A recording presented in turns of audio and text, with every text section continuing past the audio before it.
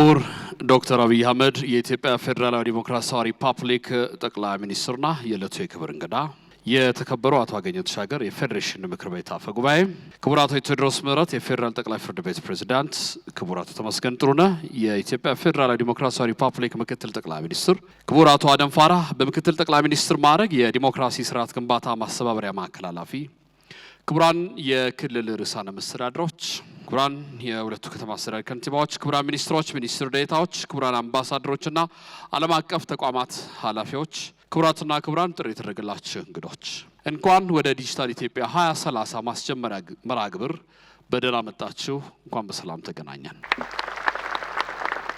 ህዳር 20 2018 ዓ.ም የዲጂታል ኢትዮጵያ 2030 ስትራቴጂ በሚኒስትሮች ምክር ቤት ጸድቆ ወደ ትግበራ መግባቱ ይታወቃል።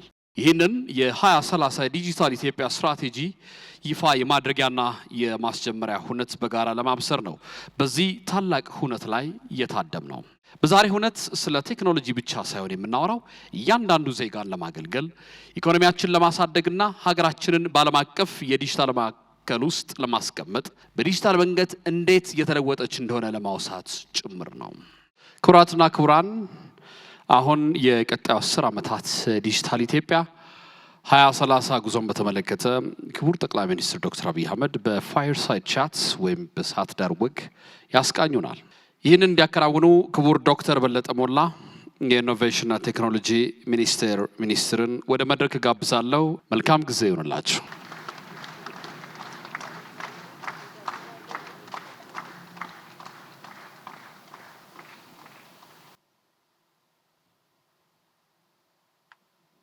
ክቡር ጠቅላይ ሚኒስትር፣ ክቡራትና ክቡራን፣ ሁሉም ፕሮቶኮል እንደተጠበቀ እንዴት ዋላችሁ? ጤና ይስጥልኝ ማለት እወዳለሁ።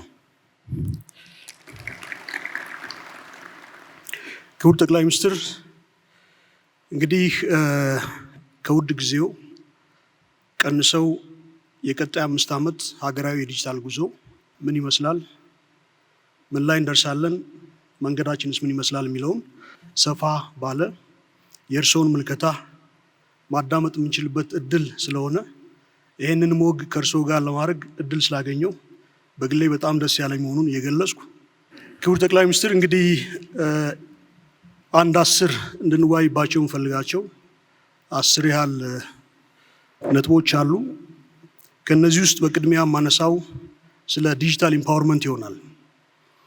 እንግዲህ የዲጂታል ቴክኖሎጂ የሰው ልጅ ህይወት በብዙ መልኩ እየለወጠ የሰው ልጅ የመፈጸም አቅሙን በከፍተኛ ሁኔታ እያሳደገ ኤጀንሲውን እያረጋገጠ የመሆን አቅሙን ከፍ እያደረገ የመምረጥና የመወሰን አቅሙን እያጎናጸፈ አጠቃላይ የሰው ልጅ እንደ ግለሰብ፣ ማህበረሰብ እንደ ማህበረሰብ፣ ሀገራት እና አጠቃላይ የሰው ልጅ እድገቱ በከፍተኛ ሁኔታ ከፍ እያለ የመጣበት በዲጂታል ቴክኖሎጂ እየጎለበተ የመጣበት ጊዜ ላይ እንገኛለን። ይህንንም በሀገራችን ዜጎቻችንን አጠቃላይ ህይወታቸውን ለመለወጥ የሚያስችል ስትራቴጂ ነድፈን በስራ ላይ ስናውል ቆይተናል። የዛሬው ቀን ያለፉትን 5 ዓመት የተገበርነውን ስትራቴጂ የምንዘጋበት እና የቀጣይ 5 ዓመት ስትራቴጂ የምንከፍትበት ቀን ነው። ስለዚህ ዲጂታል ሽግግር ወይም ስትራቴጂ ስንል ከዲጂታል ጋጀት እና ሲስተም ወይም ስርዓት በዘለለ ስለ ግለሰብ፣ ስለ ሰው፣ ስለ ማህበረሰብ፣ ስለ ሀገር ከዚህ ባሻገር የምናይበት ስለሆነ በዲጂታል የጎለበተ የኢትዮጵያ ህይወት ይህንን ስትራቴጂ በመተግበር ከ5 ዓመት በኋላ ምን አይነት በዲጂታል ቴክኖሎጂ ኢምፓወርድ የሆነ የኢትዮጵያዊ ህይወት መልክ ይኖራል የሚለው ላይ የእርስዎን ምልከታ እንዲያካፍሉን በአክብሮት ጠይቃለሁ። እንዴት ዋላችሁ? በመጀመሪያ ዶክተር በለጠ እንኳን ደስ ያለ ለማለት እወዳለሁ። እንደምታስታውሰው ዲጂታል 2025 ሲነደፍ ትንሽ አምቢሽየስ እቅድ ስለነበረና በዲጂታል ሴክተር ስትራቴጂ አውጥቶ የመተግበር ልምምድ ብዛም ስላልነበረን አይሳካም፣ ኢሉዥን ነው የሚል ፍራቻ በስፋት እንደነበር ታስታውሳለህ።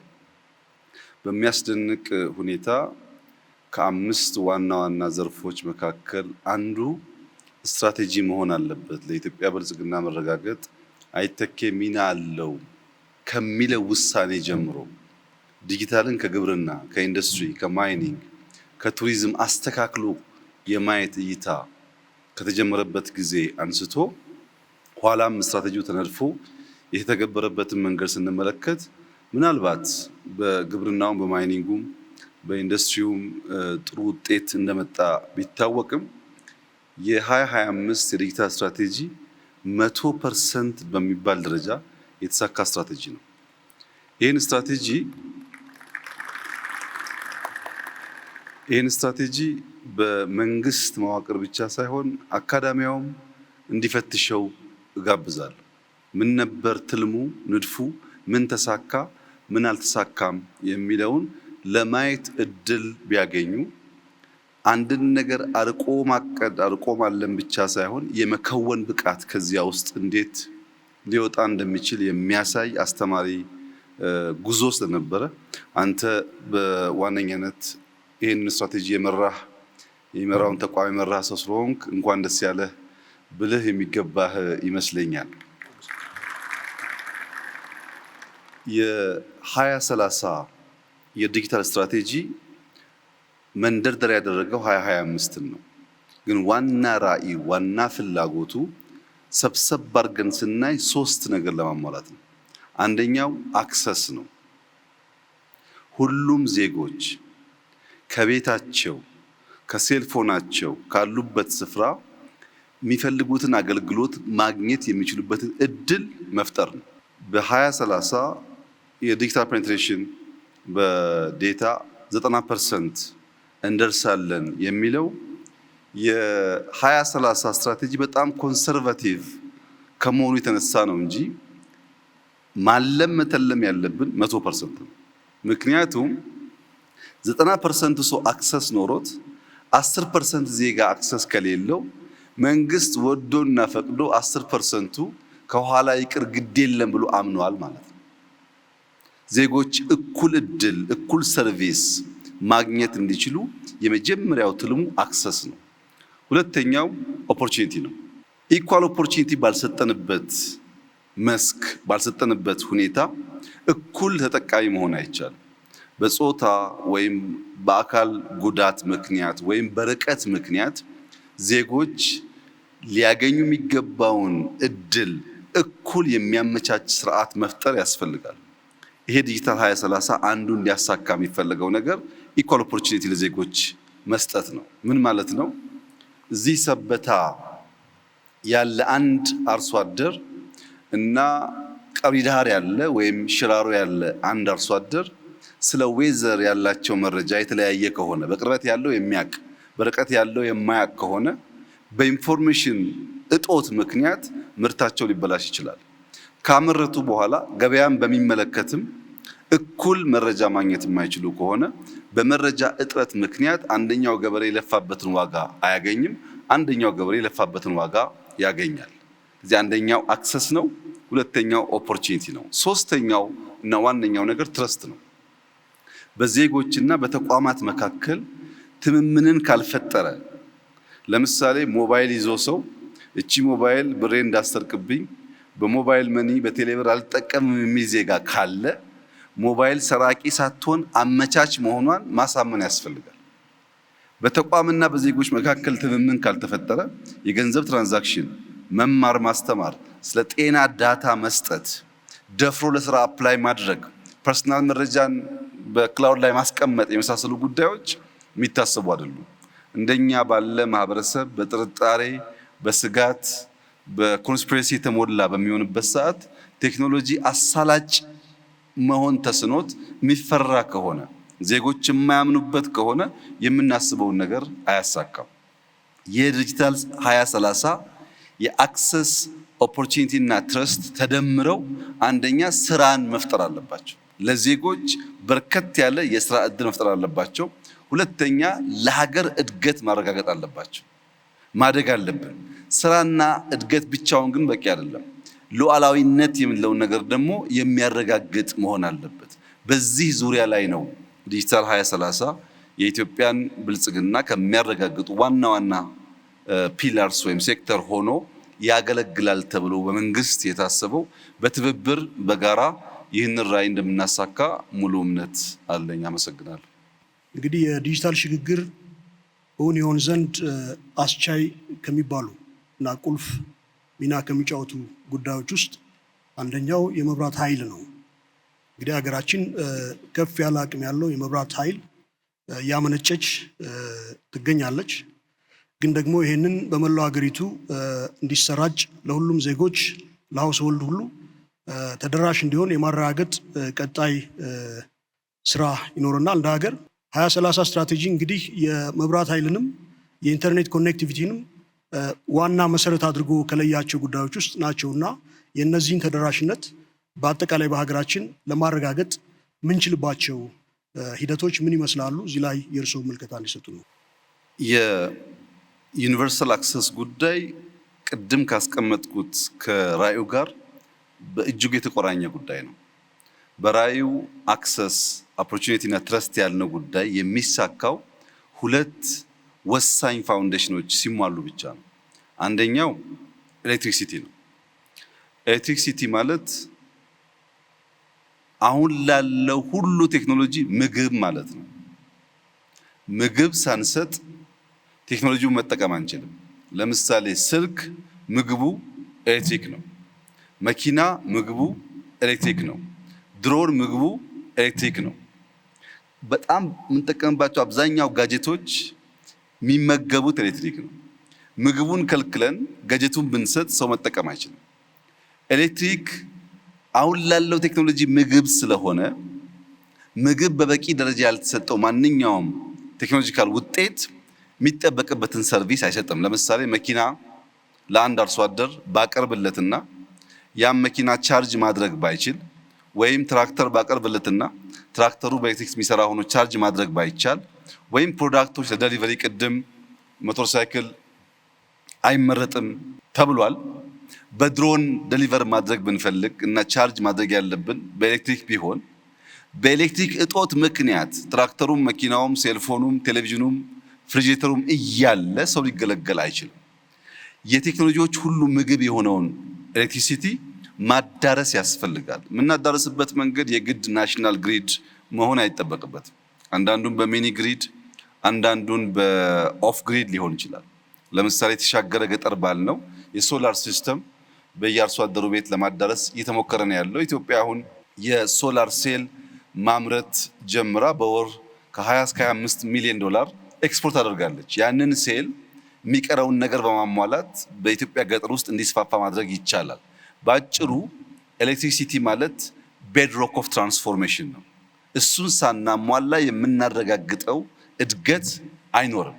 የተሟላ እድገት ለማምጣት ኢነርጂ ያስፈልጋል። ያ ኢነርጂ ግን በከተሞች የታጠረ በቅርብ ርቀት የታጠረ ሳይሆን ሁሉም ዜጎች የሚያገኙት መሆን አለበት። ሁለተኛው ኮኔክቲቪቲ ነው። በርከት ያሉ ከተሞች 4G 5G አክሰስ ማድረግ ጀምረዋል። ኮኔክቲቪቲ ግሬት ኢኳላይዘር ነው ይባላል።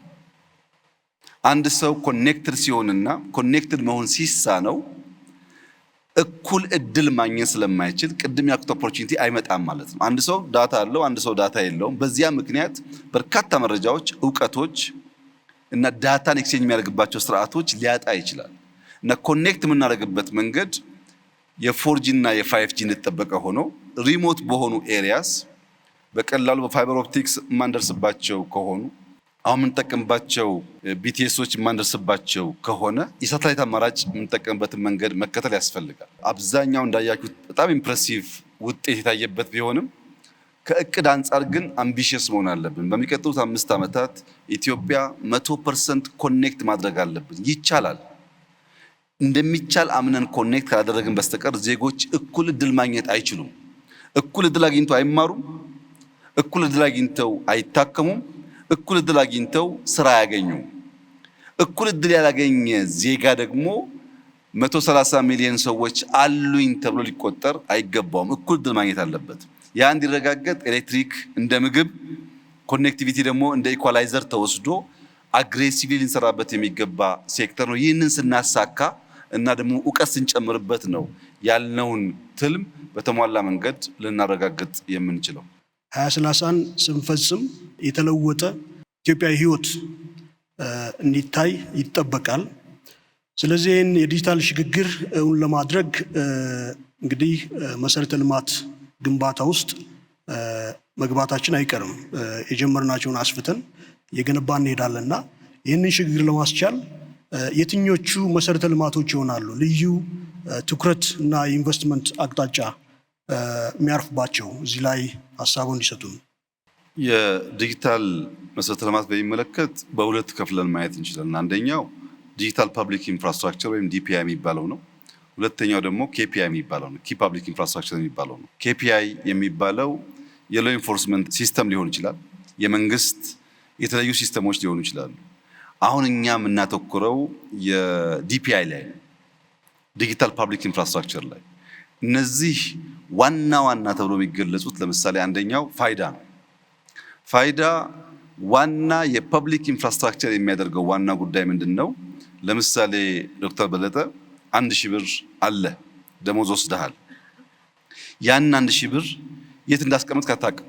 ቤት ይሁን ቢሮ ይሁን ኪስ ይሁን አታውቅም። ብሩ አለ፣ አድራሻውን ስለማታውቅ ካፍቴሪያ ሄደ ቡና ብታዝ ሂሳብ ስትባል ገንዘብ አለኝ ግን አሁን ለጊዜው አድራሻውን አላውቅም ብትል የሚሰማ ሰው አይኖርም። ገንዘብ ኦን ማድረግ ብቻ ሳይሆን የት እንዳለ ማወቅም ጭምር ኢምፖርታንት ነው።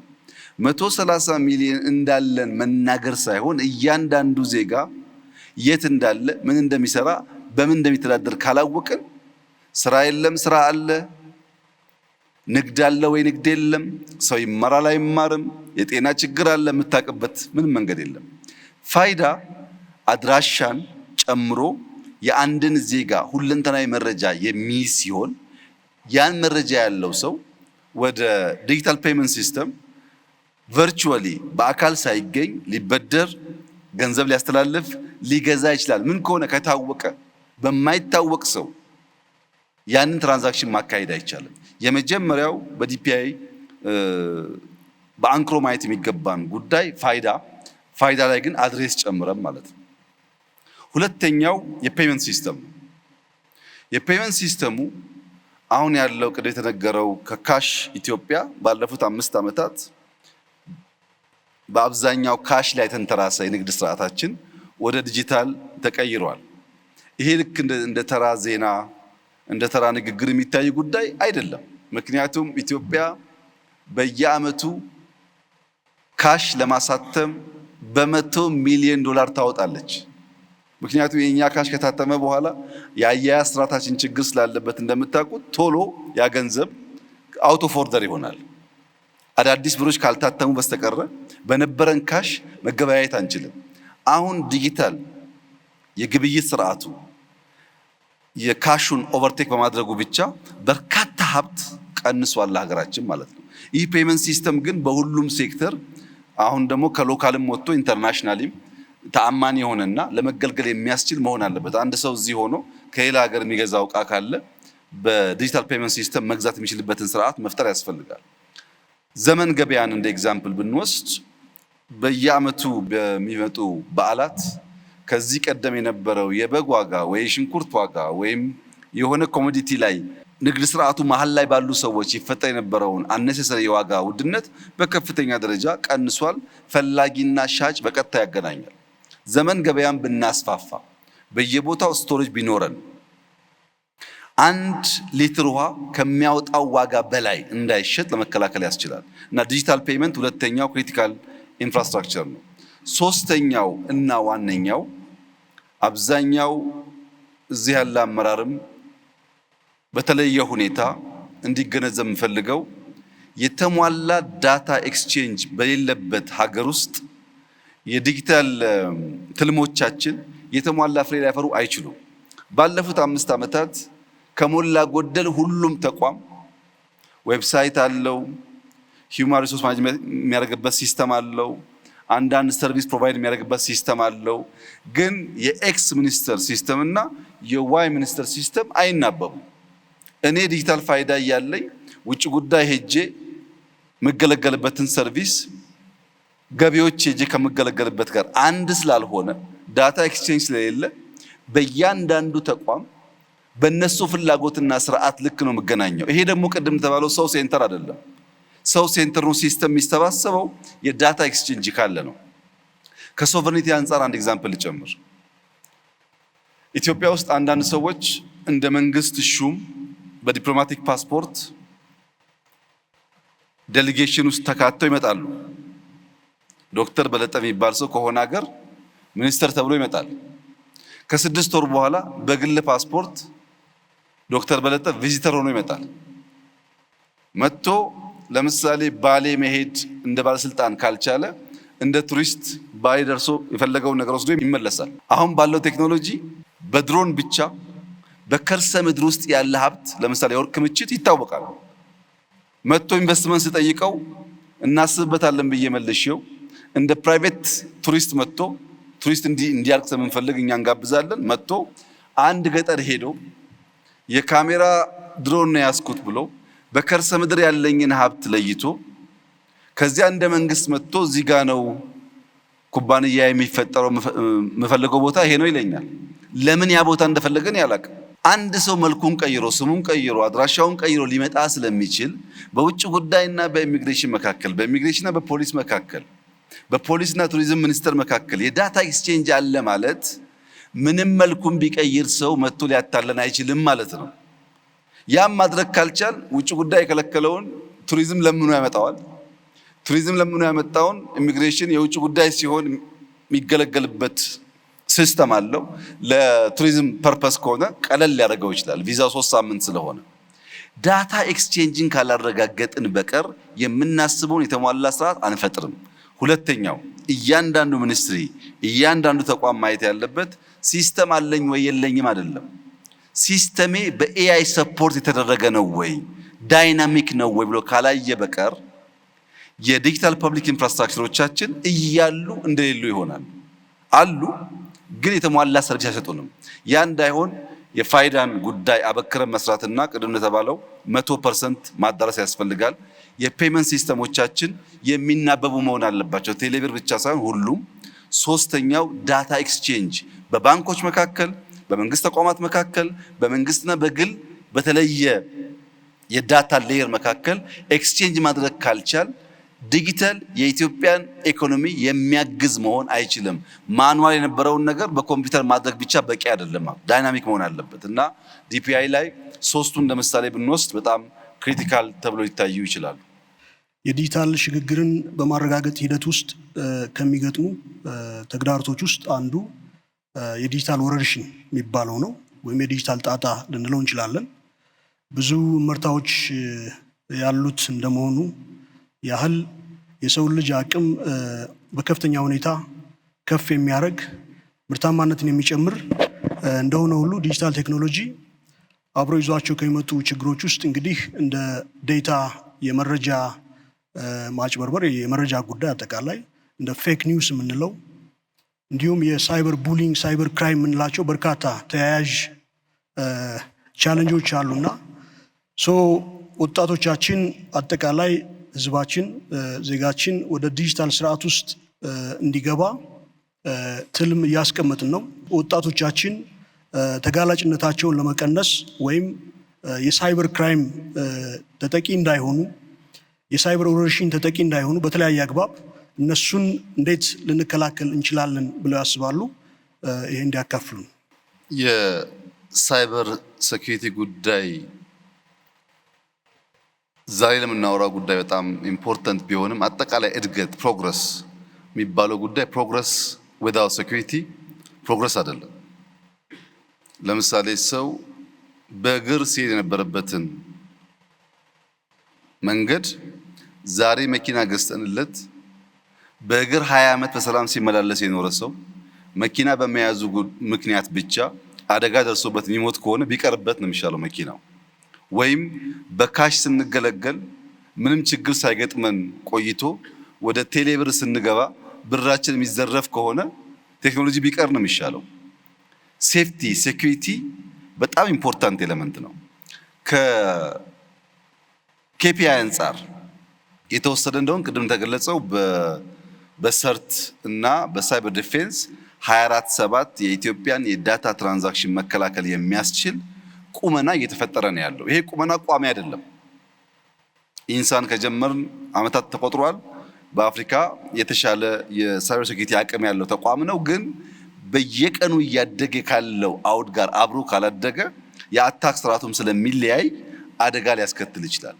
ከኛ የሳይበር ሴኩሪቲ ተቋም ምን እንጠብቃለን የተባለ እንደሆነ አንደኛ ሲስተሞቻችን ፕሮቴክት ማድረግ አለባቸው። እነሱን ተማምነን ሲስተም እንደ ፕራይቬት ካምፓኒ ወይ እንደ መንግስት እንገዛለን፣ እንጠቀማለን። አሱም የምናደርገው የሚደርስብን ጥቃት ካለ ይከላከሉልናል ነው። እያንዳንዱ ሲስተም መከላከል ይጠበቅባቸዋል። ኤኒ ቨርቹዋል አታክ ልክ ፊዚካል አታክ መከላከያ እንደሚከላከለው ቨርቹዋል አታኩን ደግሞ የሳይበር ሴኩሪቲ ተቋም መከላከል ይጠበቅበታል። ሁለተኛ ዳታ ነው። ሲስተም ብቻ ሳይሆን ዳታዎቻችን መከላከል አለባቸው። ሶስተኛ ትውልድ መከላከል አለባቸው። ክሪቲካል ፖይንቱ እዚህ ጋር ነው። ቴክኖሎጂን ኢምብሬስ ማድረግ አለብን። ቴክኖሎጂካል ሳቢ የሆነ ትውልድ መፍጠር አለብን።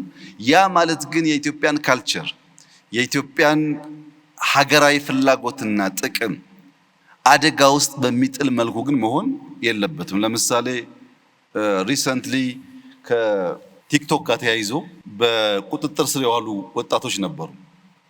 እነዚያ ወጣቶች ለኢትዮጵያ አስፈላጊ ናቸው። ያንን አውድ ተቀላቅለው ፈጥረው ለመማር ስራ ለመስራት መሞከራቸው ሊበረታታ የሚገባው ጉዳይ ነው።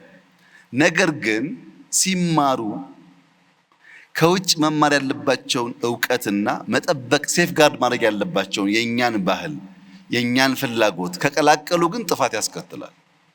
ለዚያ ደግሞ መገሰጽ መመከር ያስፈልጋል ማለት ነው። ግማሹ ለምን ተያዙ፣ ግማሹ ለምን አልተያዙም ይላል። እኛ ልጆቹን ኢንከሬጅ ማድረግ ነው የምንፈልገው፣ ግን እየገሰጽን እያስተማርን። ለምን ለምሳሌ አንድ ሀገር ብንወስድ ስም መጥቀስ ባያስፈልግም ከ16 ዓመት በታች ያሉ ልጆች ሞባይል እንዳይዙ ሕግ ያወጣ ሀገር አለ። ለምን እነዚያ ልጆች ሞባይል ይዘው ከሚያገኙት ዕውቀት በላይ ጥፋት ነው ብሎ አስቧል። ታዲያ እንዴት ቴክኖሎጂ ይጠቀሙ ሲባል ትምህርት ቤት ሲሄዱ ኮምፒውተር አላቸው፣ መምህራን ይቆጣጠራሉ። ቤት ሲገቡ ኮምፒውተር አላቸው፣ ወላጅ ይቆጣጠራል። እዚህ መሃል ግን ስልክ መያዛቸው ጉዳት እንጂ ጥቅም የለውም ብሎ ከልክሏል። ሌላ ሀገር ደግሞ የወሰን እንደሆነ በሳይበር ሴኩሪቲ ተቋም በመገልገል ቲክቶክ በአንድ ሀገር ውስጥ 100% በሚባል ደረጃ ህፃናት ከ16 ዓመት በታች ከሆኑ ከስቴም ውጪ ቲክቶክ ማየት አይችሉም። ቲክቶክ አለ ሳይንስ፣ ማቴማቲክስ፣ ቴክኖሎጂ ነክ ጉዳይ እንጂ ያለባበስ ያዘፋፈን ምናምን ነገር ማየት አይችሉም። ዘግቷል። ያ ሀገር ያ ብቃት አለው። ልጆቼ በቲክቶክ በቴክኖሎጂ ስለ ሳይንስ ሲወቁ፣ ስለ ማቴማቲክስ ሲወቁ፣ ስለ ፊዚክስ ሲወቁ ከዛ ያለፈው እውቀት ግን አያስፈልጋቸውም ብሎ ዘግቷል። ኢትዮጵያ ከዚህ ዓመት በታች ያለው ወጣት ስልክ አያዝ ብላ ህግ ካላወጣች፣ ቲክቶክ ደግሞ ፊልተር ማድረግ ካልቻለች፣ መጠንቀቅ ያለብን ነገር በተለይ ኢንፍሉዌንሻል ምንባል በዛ ሰፈር የምንሰራ ሰዎች በእኛ ምክንያት ብዙ ሰው ሊመረዝ ይችላል። ቢኮዝ ህፃናት አንድ የሚወዱት ሰው አለባበሱ፣ አነጋገሩ፣ ቁመናው ሁሉ ኢንፍሉዌንስ ያደርጋቸዋል። እኛ የሚከተለን ሰው እንዳለ አስበን ጥንቃቄ ካላደረግን የኢትዮጵያን ባህል፣ የኢትዮጵያን እምነት፣ የኢትዮጵያን ፍላጎት የሚቃረን ከሆነ ቴክኖሎጂው አጋዥ ሳይሆን ጥፋት ይሆናል ማለት ነው። ቴክኖሎጂ የምንማርበት፣ የምንጠቀምበት፣ የምናድግበት እንዲሆን በእኛ ውስጣዊ ሁኔታ የተገራ መሆን አለበት። ከዚህ አንጻር ሳይበር ሴኩሪቲ በጣም ከፍተኛ ኃላፊነት ያለበት ተቋም ነው። ይህን እንደሚያሳካ ተስፋ ይደረጋል። የተለያዩ ሴክተር እየመሩ ያሉ ወጣቶች ኢትዮጵያ ስትራቴጂ በመንደፍ ብቻ ሳይሆን በዚያ ዘርፍ ሊመሩ የሚችሉ አመራሮች በመፍጠርም ከፍተኛ ተስፋ እንዳለ የሚያመላክት ነው። እኔ እንደዛ የተሰማኝ ያንተን ስሜት ባላቅም በጣም ደስ የሚል ቀን የነበረን። እነዚህ ልጆች ያን ያሳካሉ የሚል ተስፋ አለ። ክቡር ጠቅላይ ሚኒስትር እንግዲህ 2030 ስትራቴጂ ክሮስ ከቲንግ ናቸው ብሎ በሁሉም ዘርፍ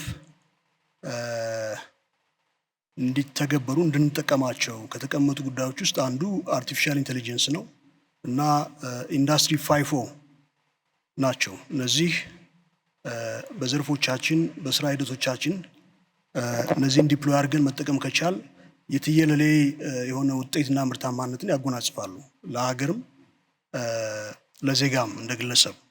እና አጠቃላይ ሀገራዊ ልማትና ብልጽግናችን ለማረጋገጥ የአርቲፊሻል ኢንቴሊጀንስ እና ኢንዱስትሪ 05 እንዴት መገልገል ይኖርብናል ብለው ያስባሉ? ኢንዱስትሪ 5.0 የሚባለውን ሪሰንትሊ ዩኤን አዶፕት ያደረገው ሀሳብ ከዚህ ቀደም ከምናቀው የኢንዱስትሪ 1.0 2.0 የተለየ ነው። ኢንዱስትሪ 4.0 ለምሳሌ አርቲፊሻል ኢንተለጀንስ ነው፣ አንድ ሴክተር ላይ የመጣ እድገት ነው። 5.0 ግን ኮንቨርጅ ያደረገ ነው፣ ለአንድ ሴክተር ሳይሆን እያንዳንዱ ቴክኖሎጂ ሰው ተኮር መሆን አለበት። ሴንተር ማድረግ ያለበት ሰው ነው። ለሰው በሚያገለግልበት አውድ መጠቀም አለብን። የሰውን የኑሮ ደረጃ ኤሊቬት የሚያደርግ የሚያሻሽል መሆን አለበት የሚል እሳቤ የያዘ ነው። በምን ይገለጻል ይሄ? ለምሳሌ ከዚህ ቀደም ታይፕራይተር ነበረ። ኮምፒውተር ሲመጣ ታይፕራይተር ጠፍቶ ኮምፒውተር ተካው። አሁን ባለው በአርቲፊሻል ኢንተለጀንስ ዘመን የ5.0 እሳቤ ግን እንደዚህ አይደለም።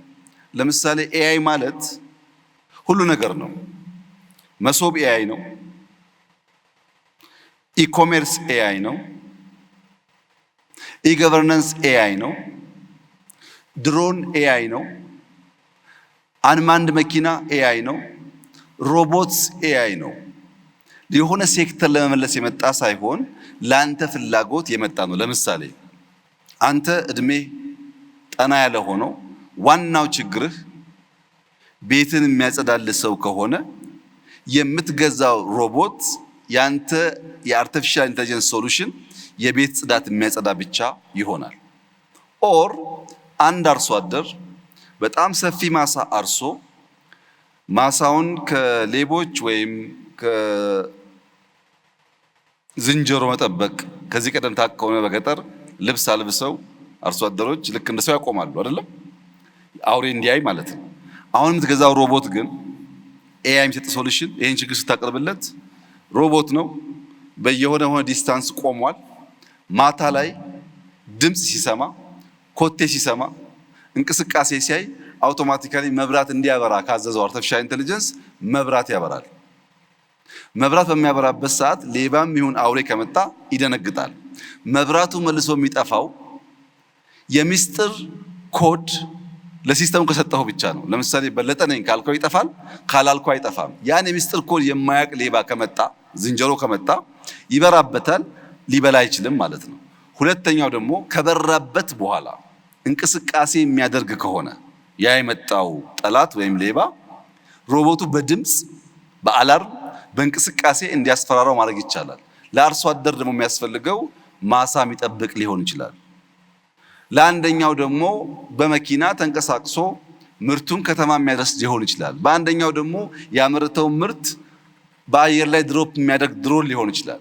ኤአይ ይዞ የመጣው ሶሉሽን ከዚህ ቀደም እንደምናውቀው ጋሪም ወደ መኪና ወይም ታይፕራይተር ወደ ኮምፒውተር ሳይሆን የሰው ልጅ ለሚፈልገው ለራሱ ጥያቄ ለራሱ ችግር መፍትሄ አምጪ ነው። አሁን የኛን ኤአይ ብትወስድ ታስታውሳለህ፣ አንተም የዛሬ 5 ዓመት ገደማ የኤአይ ተቋም ያስፈልገናል ሲባል ምንም የአፍሪካ ሀገር እኛ በጀመርንበት ደረጃ የኤአይ ኢንስቲትዩሽን መፍጠር ያሰበ የሞከረ አልነበረም። የኤአይ ስትራቴጂ የፈጠረ ሀገር አልነበረም። እኛም ውስጥ አከራካሪ ጉዳይ ነበር፣ ለምን ያስፈልጋል የሚል።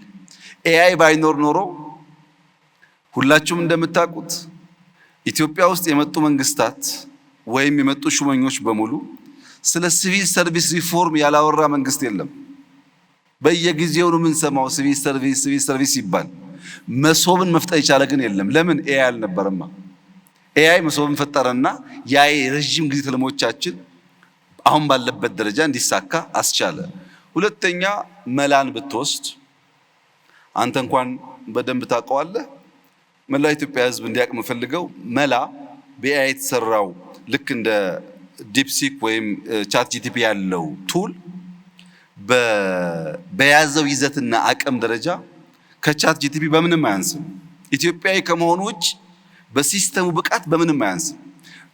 እንደ እድል ሆኖ ኢትዮጵያውያን የተሰራው ውጭ ከሆነ የምናምን ውስጥ ከሆነ የምንጠራጠር ስለሆነ ካልሆነ በቀር መላን መጠቀም እየተቻለ ዲፕሲክ መጠቀም አያስፈልግም።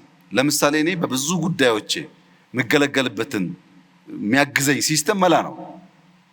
መላ ዲፕሲክ የሚሰጥህን ቫልዩ ያክል ሊያቀርብልህ ይችላል። ውስንነት አለበት ከዳታ አንጻር። ያን ዳታ ቅድም ባልኩት ኤክስቼንጅ መጨመር ያለብን ነገር ያለ ቢሆንም እና የኢትዮጵያ አርቲፊሻል ኢንተለጀንስ በቅርቡም በጣም ሻል ያለ ደረጃ የደረሱ ሀገራት መጥተው ሲያዩ እንደሰማሁት በብዙ ሀገራት እንደሚቀርበው ጥያቄ ምንም ጥርጥር የለውም የኢትዮጵያን የእድገት ጉዞ ሊፍሮግ ከሚያደርጉ በጣም ኢምፖርታንት ፒላር ኢምፖርታንት ቴክኖሎጂካል አቅም አንዱ ነው። ለምን አስፈለገ ያልከኝ እንደሆነ መከተል ሰለቸን። የመጣውን ሁሉ ስንከተል ኋላ ስለቀረን እንዲያ መከተል እንዳማረብን ከኛ ጋር እንዳይኖር ሊፍሮግ ለማድረግ የመደመር መንግስት እንዳስቀመጠው አንዱ መፍትሄ ኤአይ ነው። ኤአይ ኢትዮጵያ ውስጥ ልጅ ጀማሪ ተቋም ቢሆንም ባስገኘው ውጤት እና እንደምታውቀውም ባለው ሄድኳርተር በጣም አስደማሚ ደረጃ የደረሰ ተቋም ነው። ይህን ሁሉም ሰው መጠቀም ከቻለ ሁሉም ሰው ማገዝ ከቻለ ኤአይ እና የፕራይቬት ሴክተር ተሳስረው የሚሰሩ ከሆነ ምንም ጥርጥር የለውም የምናስበውን ምርታ ያመጣል። ሰው ተኮር ሆኖ መፍትሄ ያመጣል። 5.0 በተሟላ መንገድ ሊሳካ የሚችለው ለእያንዳንዱ የሰው ልጅ ችግር መፍትሄ አምጪ ቴክኖሎጂ ሲኖር ያ ደግሞ ኤአይ ነው ለማለት ነው። በውይይቶቻችን ሁሉ ማዕከላዊ ቦታ ከሚወስዱ ጉዳዮች ውስጥ አንዱ ዳታ ነው። ደጋግመን ጠቅሰዋለን። ዳታ መረጃ እንላለን እና የዲጂታል ኢኮኖሚ የዳታ ኢኮኖሚ ተብሎ ይወሰዳል፣ ወይም በዳታ ላይ የሚገነባ ኢኮኖሚ ነው። እንግዲህ የዲጂታል ቴክኖሎጂ እና የዲጂታል ኢኮኖሚ ሽግግር አውዳዊ ትርጓሜያቸውን ከለወጣቸው ጉዳዮች ውስጥ አንዱ ሉዓላዊነት የምንለው ኮንሰፕት ነው። እንግዲህ ትራዲሽናሊ ሉዓላዊነት ስንል በአመዛኙ የሚመጣው የሀገር ዳር ድንበር ጋር በተያያዘ ጉዳይ ነበር። አሁን ላይ ደግሞ ሀገራት የዲጂታል ቴክኖሎጂ ሲስፋፋ እዛ ዲፕሎይመንት ውስጥ ሲገቡ እዛ ኢንቨስትመንት ውስጥ ሲገቡ ሉዓላዊነታቸው በተለያየ መልኩ ሊደፈር ይችላል። ስለዚህ ዳታ ማለት ሁሉም ነገር ነው፣ ኢኮኖሚ ነው። ኢኮኖሚ የሚቆምበት መሰረት ነው ካልን ዳታን የምናመነጭበት፣ የምናከማችበት፣ ማኒፑሌት ወይም አናላይዝ የምናደርግበት ሂደቶቻችን ሁሉ ቁጥጥር ይፈልጋሉ ማለት ነው እና እንግዲህ አግሬሲቭሊ ወደ ዲጂታል ኢኮኖሚ ግንባታና ሽግግር ውስጥ እየገባ እንደመሆናችን መጠን የዳታ ሉዓላዊነታችን እንድንጠብቅ ከዚህ ጋር ምን ምን ጉዳዮች መደረግ አለባቸው ብለው ሀሳብ ይሰጡናል። ሶቨርኒቲ ዳይናሚክ ነው። ሶቨርኒቲ በዘመን መካከል ቋሚ አጫዋች ኖሮት አያውቅም። የዛሬ 100 ዓመት ሰዎች ሉዓላዊነት ሲሉ መሳሪያ የታጠቁ የተደራጁ ሰዎች መጥተው መሬታቸውን ድንበራቸውን ሲወስዱባቸው ነበረ። አሁን ከሌላ ኮንቲነንት ተደራጅቶ ወቅቱ መሬት የሚወስደው የለም። ያ ሶቨርኒቲ ያለፈበት። ቀጥሎ የመጣው እንደምታስታውሰው በቀዝቃዛው ጦርነት ጊዜ የአይዲዮሎጂ ወረራ ነበረ። ኢትዮጵያውያን የተጋደሉት፣ ኢትዮጵያውያን ተቋሞቻቸውን ያፈረሱት፣ ኢትዮጵያውያን የተጨቃጨቁት ምንም በማያውቁት አይዲዮሎጂ ነው። ሰው ሜር ሲሰማ ሰሙ፣ ኢምፖርት አደረጉ፣ ሲፋጁ ከረሙ። ምን አገኘንበት? ያው የሚታወቅ ነው። ይቅርብን በእኛ ሁኔታ በእኛ ሀሳብ የተባለበት ዋናው ምክንያት ኢምፖርትድ ቶትስ ኢምፖርትድ አይዲዮሎጂ እንዳለ ሲመጡ ጥፋት ስላላቸው ነው። እሱ ሲቀንስስ ስንዴ መጣ። ስንዴ እየለመንክ ስንዴ የሚሰጥህ አካል እያለ እኔ ሶቨሬኒቲ ጠብቄያለሁ ማለት አትችልም። ምክንያቱም ሲፈልግ ስንዴ ይከለክልብሃል ማለት ነው። ለምሳሌ የዛሬ 3-4 ዓመት ገደማ ታስታውስ ከሆነ እምቦጭ የሚባል አረም የጣናን ሌክ ወረረው የሚል አከራካሪ በጣም ጩኸት ነበር። እሺ ጣና በድንገት በተፈጥሮ ጉዳይ ተፈጠረ እንበል። አሁን ደግሞ ኢትዮጵያ ውስጥ ያሉ ሐይቆች እየዞራችሁ ብታዩ ሁሉም ትናንሽ ሐይቆች ሳይቀሩ እምቦጭ አላቸው። ከየት መጣ ይሄ እምቦጭ? ማን ነው ቱሪስት ነኝ ብሎ መጥቶ እምቦጭ እያረጨብን የሚሄደው? እኛ እናውቅ ነው ወይስ እግር አውጥቶ ነው ከጣና ተነስቶ ዝዋይ ሐይቅ ድረስ እምቦጭ የሚሄደው? ትክክለኛው መልስ በእጄ ኖሮ ሳይሆን ዲፔንደንት የሆኑ በራሳቸው ምግባቸውን የማያመርቱ ሐሳባቸውን የማያመርቱ የሥራ ሂደት የማያመርቱ ሀገራት ስለ ሶቨርኒቲ ሊያወሩ አይችሉም። አሁን ባለው ዘመን በኤአይ ዘመን አንደኛው ዳታ ነው። ለምሳሌ ኢትዮጵያ ውስጥ ጉንፋን በተደጋጋሚ ይነሳል። ኢትዮጵያ ውስጥ ጉንፋን ተደጋጋሚ የሚነሳው ጥቅምት ወር ነው። ኢትዮጵያ ውስጥ ጉንፋን ተደጋጋሚ የሚነሳው በማዕከላዊ ኢትዮጵያ ነው። ኢትዮጵያ ውስጥ ጉንፋን ተደጋጋሚ የሚነሳው በወንዶች ላይ ነው። ይሄ ዳታ ቢኖር አዘን ኤግዛምፕል ይሄ ዳታ እኛ ከሌለን ይሄ ዳታ ያለው ሀገር በሚቀጥለው ዓመት ጉንፋን እንደሚመጣ አውቆ መድኃኒት ያዘጋጅልናል። በዛ ዳታ መድኃኒት አዘጋጅቶ አንተ ትታመማለህ፣ እሱ ያቀብልሃል መድኃኒት። መድኃኒትን እስካላመረት ድረስ ሶቨሬኒቲ ልታወራ አትችልም። ዳታን መቆጣጠር፣ ዳታን ከአንተ ፍቃድና ፍላጎት ውጭ ሌሎች አክሰስ እንዳያደርጉ ማድረግ ማለት ልክ ካሽ ሀብት ወይም የውሃ ሀብት የወርቅ ሀብት እንደመከላከል ማለት ነው። ሌትስ ሴይ አሁን ዳታውን በክላውድ ቅድም እንሰራለን ስላላችሁ ገነባችሁት ብለን ደግሞ እናስብ። ዳታ ሴንተር ገንብታችሁ ዳታችን እንቆጣጠራለን ደግሞ ይባል። ቀጥሎ ደግሞ የቺፕስ ጉዳይ ይመጣል። ዳታ ሴንተሩ የሚገነባበት ቺፕስ አልሰጥህም ይላል። የሁሉ ቺፕስ የሁሉ ቴክኖሎጂ ኢንፑት አፍሪካ ሆና እያለች አፍሪካ ሁሉንም ቺፕስ ከውጭ የምታመጣ ከሆነ ስንዴ ብታመርትም በቺፕስ ደግሞ ነገ ትያዛለች። እና ሶቨርኒቲ ዳይናሚክ ነው። በየዘመኑ ካለ ጉዳይ ጋር እያደገ ነው። ለምሳሌ አሁን ፋይዳን ውሰድ። ፋይዳ ሲስተም 30 ሚሊዮን ሰው ደርሰናል አለ። 30 ሚሊዮን ማለት አፍሪካ ውስጥ ከግማሽ በላይ የአፍሪካ ሀገራት 30 ሚሊዮን ፖፑሌሽን የላቸው። በአፍሪካ ሀገራት ሳይ ብትወስድ ሙሉ 100% ፖፑሌሽኖቻቸውን በፋይዳ አሳስረዋል ማለት ነው። ፋይዳን ነዮዳይ ስለሰሩት ዛሬ ለዛምቢያ ማርኬት ለማቅረብ ለተለያዩ አፍሪካ ሀገር ለማቅረብ ድርድር ላይ ናቸው። ለምን? ቴክኖሎጂ ኦውን ስላደረግን። ቅድም ክቡር አቶ ቴዎድሮስ ምህረት ጋር እናወራ ነበረ። የፍርድ ቤት ስርዓታቸውን ኦቶሜት ስላደረጉ 2-3 የአፍሪካ ሀገራት መጥተው የእነሱን ሲስተም መግዛት ጥያቄ እያቀረቡ ነው። በሞባይል መኒ በቴሌብር በቅርቡ የኢትዮ ቴሌኮም ሲኦ ካሜሮን ነበሩ እንደምታስታውሰው። የእኛ ሞባይል መኒ እዛ ሊሸጡ የተነጋገሩ ነው ያሉት። በፋይዳ በፔሜንት ሲስተም መሶብ በርካታ ሀገሮች እየጠየቁ ያሉበት ዋናው ምክንያት ምንድን ነው? አፍሪካ ውስጥ ጥቂት ሀገራት እኔም አንተም የምናውቃቸው ሀገራት ሲስተሞቻቸውን ከሌላ ዓለም አመተው ተጠቅመው እነዚያ ሀገራት ጋር እሰጣ ገባ ውስጥ ሲገቡ የፍርድ ቤት ሲስተም የተዘጋበት ሀገር አለ። የፔሜንት ሲስተም የተዘጋበት ሀገር አለ።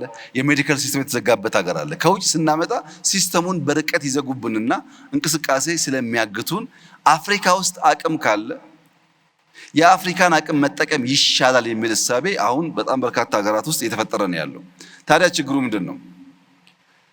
የኢትዮጵያ አርቲፊሻል ኢንተለጀንስ ተቋም፣ ኢንሳ፣ የፋይዳ ተቋም፣ ሌሎችም ተቋማት ማሰብ ያለባቸው ጉዳይ በሀገር ውስጥ እኛ የለመድነው ካልቸር ማከላከል ነው። ፕራይቬት ሴክተር የሚያሳትፍ አይደለም። አሁን ካሜሮን ወይም ጋና ወይም ታንዛኒያ መሄድ ስናስብ ኢንሳና ፋይዳ በቀጥታ መሄድ ብቻ ሳይሆን የኢትዮጵያ ሀገር በቀል ፕራይቬት ሴክተር ካምፓኒዎች እያደጉ ያሉ ስታርታፖች እንዲሄዱና እንዲሰሩ አስፈላጊው ድጋፍ የተደረገላቸው በአፍሪካ ማርኬት እንዲወዳደሩ ካላደረግን በቀር የመንግስት 3 እና 4 ኤጀንሲዎች ያን ነገር ሊያሳኩት አይችሉም። እኛ ማሰብ ያለብን ነገር የፕራይቬት ኩባንያ ሆኖ ኢትዮጵያዊ ኩባንያ ሆኖ 5 ቢሊዮን ብር ቢያተርፍ ምንም ችግር የለውም። የኛ ኩባንያ እስከሆነ ድረስ የግድ ኢንሳ መሆን የለበትም፣ የግድ ኤአይ መሆን የለበትም። ፕራይቬት ሴክተር ኢትዮጵያዊ ተቋማት የኛን ቴክኒካል ድጋፍ፣ ፋይናንሻል ድጋፍ፣ የማርኬት አክሰስ ድጋፍ እያገኙ በአፍሪካ ማርኬት ውስጥ ስራ እንዲሰሩ ካደረግናቸው በዛ ልክ ዳታ እናገኛለን፣ ልምድ እናገኛለን፣ ገንዘብ እናገኛለን። በለጠ ሰራውና ኤአይ ሰራው ወይም ኤክስ ኩባንያ ሰራው በኢትዮጵያ ደረጃ በማክሮ ሌቭል ሲታይ ለውጥ የለውም። ተቋማትና ኃላፊዎች ማከላከል ሳይሆን ፕራይቬት ሴክተር በተለይ ስታርታፕስ ደግፈን ወዲያ ማርኬት እንዲወጡና ትርፋማ እንዲሆኑ ማድረግ ስንችል ነው እንግዲህ ቅድም የተባለው ዩኒኮርን ሊሳካ የሚችለውና ሲስተሞች አሉ፣ ፍላጎት አለ። ፕራይቬት ሴክተር ማሳተፍን ታሳቢ ካደረግን በተሟላ ሁኔታ የዳታ ሶቨርኒቲ ብቻ ሳይሆን የሌላንም አክሰስ የማድረግ አቅማችን እያደገ ይሄዳል ማለት ነው። እንደ እውነቱ ከሆነ ይህንን ብዙዎቻችን ወደ የተቋሞቻችን መልሰን አሁንም ምናጤነው የምንማርበት ጉዳይ እና መልእክት እንደሆነ እገነዘባለሁ። የዳታ ሉዓላዊነት ጉዳይ ሴንትራል ነው።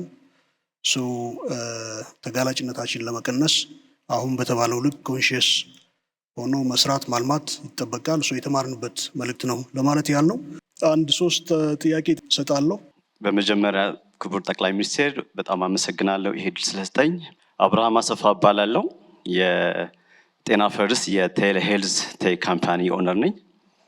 ጤና ፈርስት ትንሽ ብሪፍ ለማድረግ የቴሌሜዲሲን ፕላትፎርም የዛሬ 1 ዓመት ተኩል ተቋቁሟል።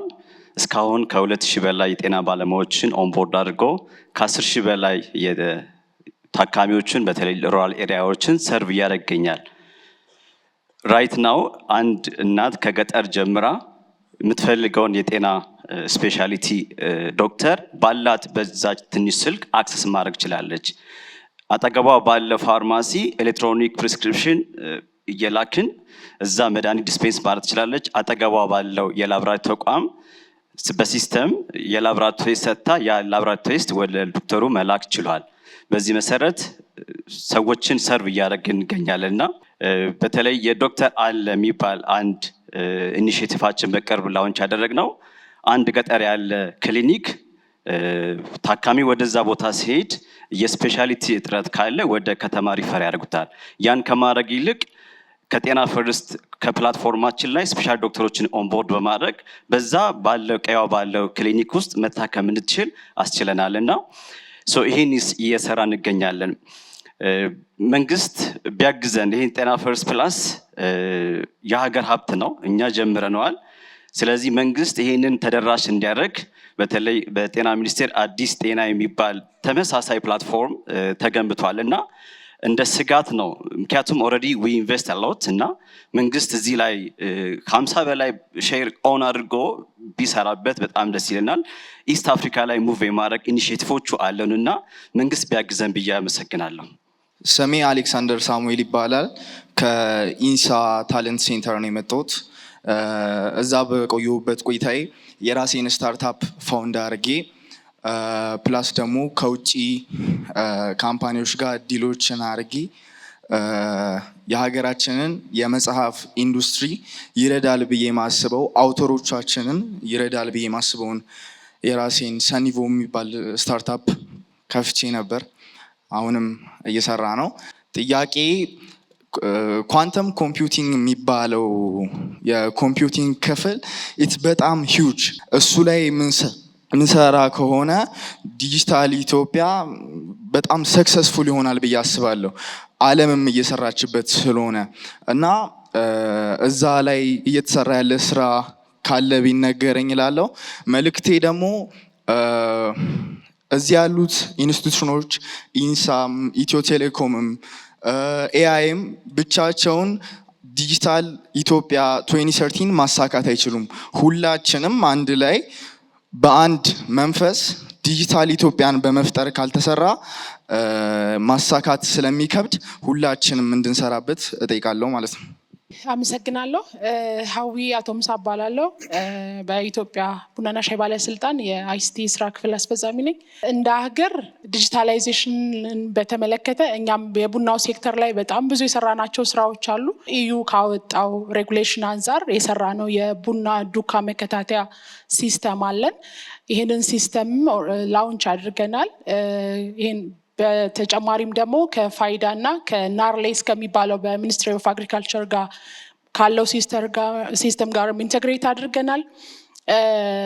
እንደ ዲፓርትመንትም እንደ ሀገርም ግን አንድ ጥያቄ አንድ ስጋት አለኝ። የመጀመሪያው ጥያቄ ምንድነው?